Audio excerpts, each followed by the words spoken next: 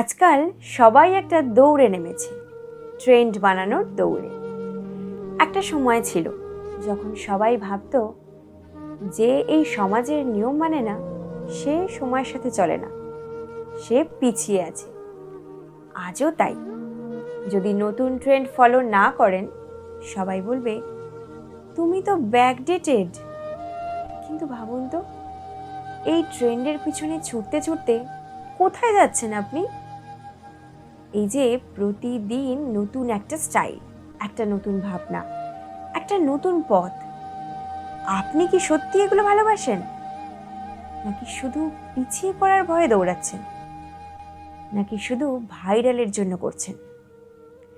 আপনি কি জানেন পৃথিবীর সব থেকে অসাধারণ মানুষরা কখনো কোনো ট্রেন্ড ফলো করেনি? যদি রবীন্দ্রনাথ ঠাকুর ভাবতেন সবাই যা লেখে আমাকেও তাই লিখতে হবে, তাহলে কি আমরা এত সুন্দর গান পেতাম? যদি লিওনার্দো দা ভিঞ্চি অন্যদের মতো চিন্তা করতেন, তাহলে কি মোনালিসা সৃষ্টি হতো?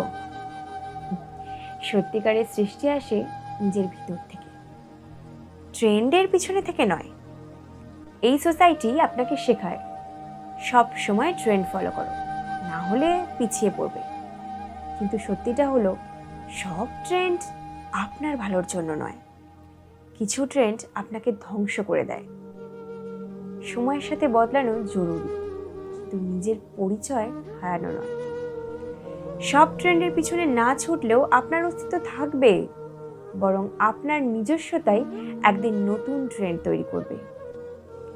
আজ আপনি ব্যাকডেটেড হতে পারেন, কিন্তু আপনার পথই হবে অন্যদের নতুন পথ। Thank you.